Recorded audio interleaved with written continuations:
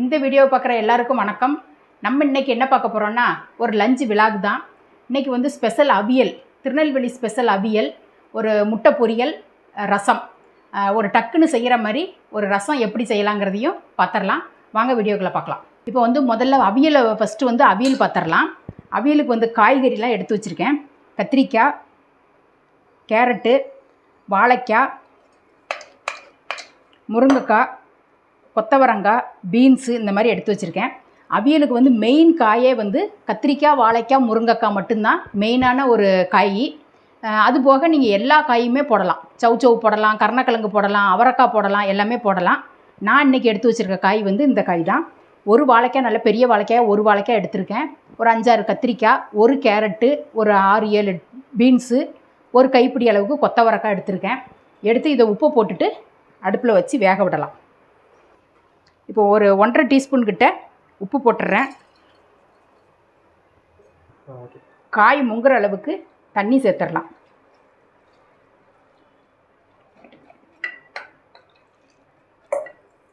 வச்சுட்டு காயை நல்லா ஃபஸ்ட்டு வேக விட்டுறலாம்.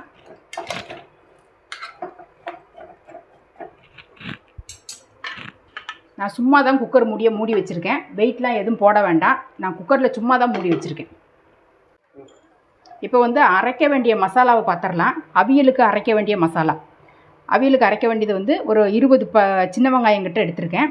அதை உரித்து மிக்ஸி ஜாரில் சேர்த்துட்றேன். ஒரு 7 பச்சை மிளகாய் போட்டுடுறேன்.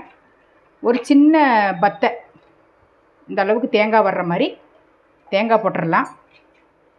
இதில் ஜீரகம் சேர்க்கணும்.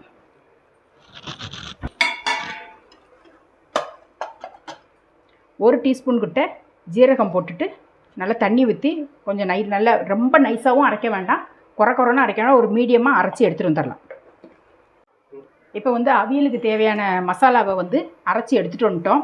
இன்னும் காய் வந்து வேகலை, இன்னும் கொஞ்சம் வேகணும். ஒரு கொதி கூட வரலை. வெந்துட்டு இருக்கிறதுக்குள்ளே நம்ம ரசத்தை வந்து கரைச்சிடலாம். ரசத்தை வந்து கரைக்கிறதுக்கு நான் ஒவ்வொரு பொருளாக போட போகிறேன்.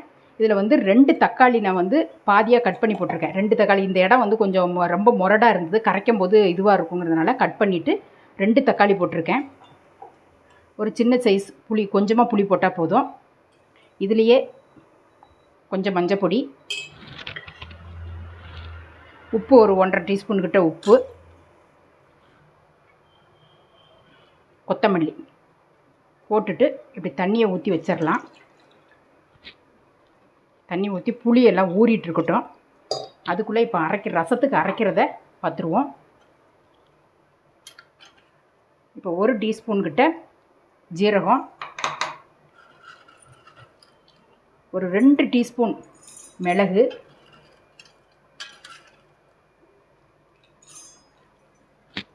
இதை வந்து ஒரு ஓட்டிட்டு அதுக்கப்புறம் கொத்தமல்லி போடுறத பார்க்குறேன். வந்து மிளகு ஜீரகத்தை 1-2 இப்படி இந்த அளவுக்கு தட்டி மிக்சியில் ஒரு ஓட்டி எடுத்திருக்கேன். இதில் வந்து கொஞ்சமாக கருவேப்பிலை, இந்த கொத்தமல்லியோட குச்சி போட்டிங்கன்னா நல்லா ரசம் வாசனையாக இருக்கும். அது கொஞ்சோண்டு போட்டுக்கலாம். ஒரு 10-12 பூண்டு பல்,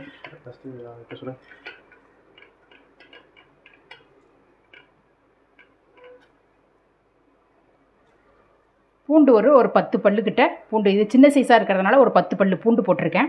இதை வந்து ஒரு சுற்றி எடுத்துகிட்டு வந்துடலாம். பாருங்கள், கருவேப்பிலை, கொத்தமல்லி, பூண்டு இப்படி தான் 1-2 தான் நஞ்சிருக்கணும். நஞ்சிட்டு அதை வந்து அந்த தண்ணிக்குள்ளேயே அது உள்ளேயே போட்டுடலாம்.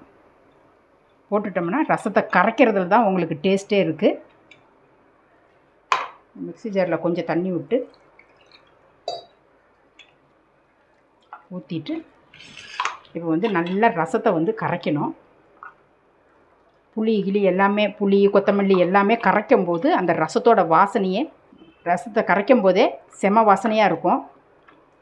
அந்த பச்சை ரசமே நல்ல வாசனை வந்து அவ்வளோ இதுவாக இருக்கும். இந்த ரசத்தை கரைச்சிட்டோம்னா வேலை முடிஞ்சுது, அவ்வளோதான், தாளிக்க வேண்டியதான். இப்போ வந்து அவியல் காய் வெந்துட்டு இருந்தது, நல்லா வெந்துருச்சு. மிக்ஸி ஜாரில் இருந்த அந்த பச்சை மிளகாய், தேங்காய் எல்லாத்தையும் போட்டிருக்கிறத அரைச்சதை ஃபுல்லாகவே கொட்டிடலாம். ஊற்றிட்டு கொஞ்சமாக மஞ்சள் பொடி போடலாம்.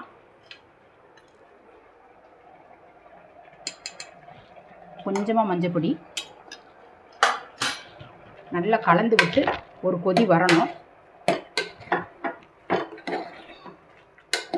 இந்த காய் வந்து ஒரு நல்ல நீளமாக வட்டி போடுங்க, அப்போ தான் அவியலுக்கு டேஸ்ட்டாக இருக்கும். கத்திரிக்காய் வந்து நல்லா குழஞ்சாலே நல்லா டேஸ்ட்டாக தான் இருக்கும். அதனால தான் கத்திரிக்காய் எல்லாமே ஒன்றா போட்டுட்டேன். ஏற்கனவே சின்ன பசங்க கத்திரிக்காய் இருந்தாலே எடுத்து தனியாக வைப்பாங்க. இது மாதிரி நல்லா மசிஞ்சிட்டு அப்படின்னு சொன்னால் கத்திரிக்காய் இருக்கிறதே தெரியாது. இது நல்லா கொதிக்கட்டும், ஒரு கொதி வரட்டும். அதுக்குள்ளே அடுப்பில் அவியலை தாளிக்கிறதுக்கு ரெடி பண்ணிடலாம். இப்போ வந்து அவியல் தாளிக்கிறதுக்கு எண்ணெய் ஒரு 2 ஸ்பூன் கிட்ட எண்ணெய் விட்டுருக்கேன். கடுகு 1 டீஸ்பூன், ஜீரகம் 1 டீஸ்பூன், ஒரு அரை டீஸ்பூன், கொஞ்சம் கருவேப்பிலை. இப்போ அடுப்பை ஆஃப் பண்ணிடலாம். இப்போ வந்து அவியல் வந்து இங்கே திறக்கிறேன், நல்லா கொதி வந்துருச்சு. இந்த அவியலில் வந்து தேங்காய் எண்ணெய் கொஞ்சம் சேர்க்கணும். தேங்காய் எண்ணெய் வந்து ஒரு 3-4 டீஸ்பூன் கிட்ட தேங்காய் எண்ணெய் அப்படி விட்டுட்டு பச்சை கருவேப்பிலையை கொஞ்சம் அப்படியே கிள்ளி அது உள்ளே போட்டுடலாம். போட்டு ஒரு கிளறி விட்டுட்டு தேங்காய் எண்ணெய் ஊற்றும் போதே நல்ல மணமாக இருக்கும். இப்போ வந்து தாளித்து வச்ச கருவேப்பிலை, கடுகு, ஜீரகம் போட்ட தாளிச்சதை அவியலில் ஊற்றிடலாம். அவ்வளோதான், அவியல் ரெடி. அவியல் ரெடி ஆயிடுச்சு. இதை இறக்கிட்டு இப்போ ரசம் தாளிச்சிக்கலாம். இப்போ வந்து ரசம் தாளிக்கிறதுக்கு 1 ஸ்பூன் கிட்ட எண்ணெய் விட்டுருக்கேன். கொஞ்சம் கடுகு, கொஞ்சோண்டு ஜீரகம், ஒரு 2 காஞ்ச மிளகாய், கொஞ்சம் கருவேப்பிலை,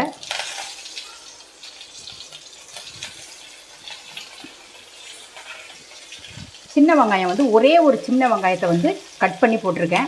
இந்த ரசம் தாளிக்கிறதுக்கு இந்த சின்ன வெங்காயம் போட்டு ரசம் தாளிச்சிங்கன்னா நல்ல ஒரு வாசனை வரும். அதனால் அந்த சின்ன வெங்காயத்தையும் போட்டிருக்கேன். இதை லேசாக ஒரு வதக்கிட்டு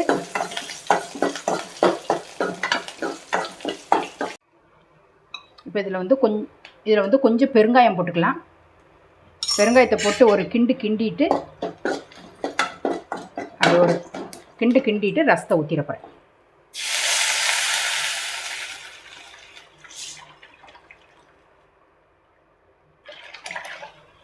இந்த ரசம் வந்து கொஞ்சம் நல்லா நுர வர்ற வரைக்கும் வரணும். நல்லா நுரைச்சி வரும்போது இறக்கும்போது காட்டுறேன். இப்போ வந்து ரசத்தை தூக்கி அந்த அடுப்பில் மாற்றிட்டேன். அது சூடு ஆகிட்டே இருக்குது, ரசம் ரெடி ஆகிட்டுருக்கு. இப்போ அதுக்குள்ளே இந்த அடுப்பில் முட்டை பொரியலை வந்து தாளிச்சிக்கலாம். முட்டை பொரியலுக்கு ஒரு 4 ஸ்பூன் கிட்ட எண்ணெய் விட்டுருக்கேன். இப்போ 1 டீஸ்பூன் கடுகு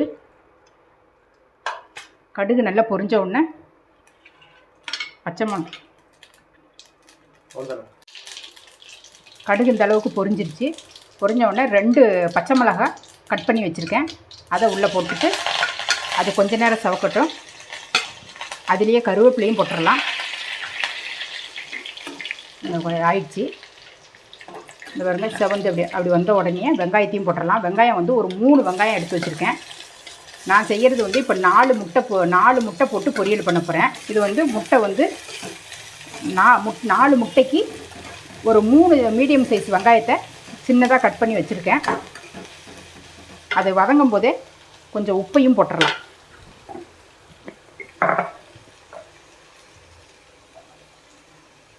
இதுக்கு வந்து சால்ட்டாக போட்டுக்கோங்க. ஏன்னா அன்றைக்கி தண்ணி ஊற்றி வேக போடுறது கிடையாது. அதனால் சால்ட்டாக வந்து ஒரு 3/4 ஸ்பூன் கிட்ட போட்டிருக்கேன். போட்டுட்டு நல்ல வெங்காயம் வதங்கட்டும். நான் வந்து நாட்டுக்கோழி முட்டையை தான் நான் யூஸ் பண்ணுறேன். முட்டை வந்து ரொம்ப சின்ன சைஸாக இருக்கும். நீங்கள் கடையில் வாங்குகிற முட்டையாக இருந்தால் நல்ல பெரிய முட்டையாக இருக்கும். அதனால் நீங்கள் இந்த வெங்காயத்துக்கு நீங்கள் 3 முட்டை போட்டாலே ரொம்ப நல்லா முட்டை நிறையவே இருக்கும். அதனால் நான் வந்து நாட்டுக்கோழி முட்டையாக கண்டு 4 முட்டை எடுத்து வச்சுருக்கேன். நாட்டுக்கோழி முட்டை ரொம்ப சின்ன சைஸாக தான் இருக்கும். அதனால் 4 முட்டை. ரசம் வந்து இந்த பாருங்கள் நல்ல நுரை வந்து லைட்டாக அப்படி கொதிக்க ஆரம்பிக்குது. இப்போ ஆஃப் பண்ணிடலாம். ஆஃப் பண்ணி கிண்ணத்தில் ஊற்றிடலாம். ரசமும் ரெடி ஆயிடுச்சு. இப்போ வந்து முட்டைக்கு பொரியலுக்கு வந்து வெங்காயம் நல்லா வதங்கிருச்சு. ஒரு கண்ணாடி பக்குவம்னு சொல்லுவாங்க இல்லையா, அந்த மாதிரி எண்ணெய் வதங்கியிருக்கு. இதில் வந்து கொஞ்சமாக மஞ்சள் பொடி போட்டுக்கலாம்.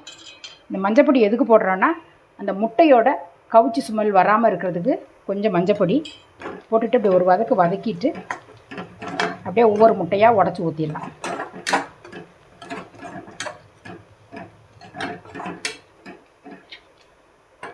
இப்போ வந்து முட்டையை சேர்த்துடலாம். ஒன்று ஒன்றா உடச்சி இப்போ வந்து இந்த 4 முட்டையும் உடச்சி ஊற்றிட்டேன். இதை வந்து உடனே கலக்கினாக்கி ரொம்ப கொலன்னு ஆகிடும். அதனால் இப்போ கொஞ்சம் நேரம் வச்சுட்டு அதுக்கப்புறம் அப்படியே பிரட்டி போடலாம். கொஞ்சம் நேரம் அப்படியே இருக்கட்டும், மூட வேண்டாம், அப்படியே திறந்த மாதிரியே இருக்கட்டும். இந்த பாருங்கள், முட்டை வந்து இந்த மாதிரி ஒரு வந்தவுடனே அப்படியே ஒரு பிரட்டிட்டு ரொம்பையும் கலக்க வேண்டாம். அப்படியே ரொம்ப கலக்குனிங்கன்னா வந்து இந்த பொடி மாஸ் மாதிரி வராது. அதனால் அப்படியே விட்டுட்டு இன்னும் கொஞ்சம் நேரம் ஆகும். இப்படியே இது பண்ணி விரிச்சே வச்சுருங்க. அந்த மஞ்சக்கருவை மட்டும் லைட்டாக உடச்சி விட்ருங்க. இன்னும் கொஞ்சம் ரெடியானோடனே இது பண்ணலாம். இன்னும் கொஞ்சம் நேரம் ஒரு 2 நிமிஷம் ஆன உடனே இன்னொரு தடவை திருப்பி போட்டுட்டு இது முட்டை பொடி மாஸ் மாதிரி பொடியாக வந்துடும். முட்டையோட இது வந்து பொடி மாஸ் மாதிரி வந்துடும்.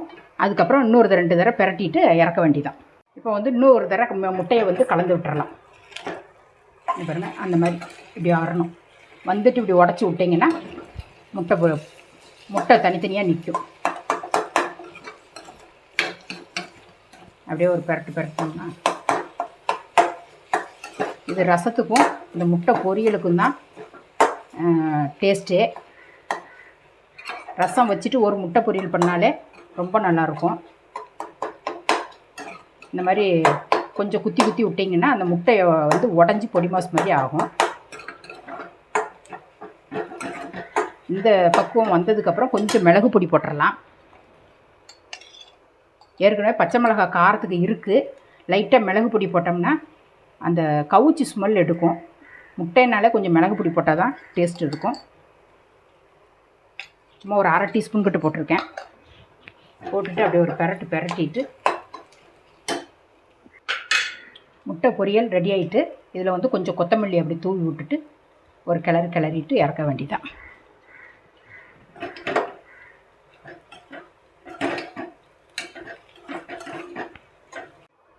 முட்டை பொரியல் ரெடி ஆகிடுச்சு.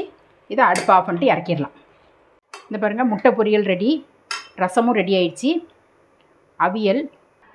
எங்கள் வீட்டு இன்றைக்கி லஞ்சுக்கு வந்து இந்த 3 இது தான் செஞ்சுருக்கேன். இதே மாதிரி நீங்களும் செஞ்சு சாப்பிட்டு பார்த்துட்டு கமெண்ட்டில் சொல்லுங்கள். இதே மாதிரி ஒரு சூப்பரான ஒரு வீடியோவில் நான் உங்களை சந்திக்கிறேன். நன்றி, வணக்கம்.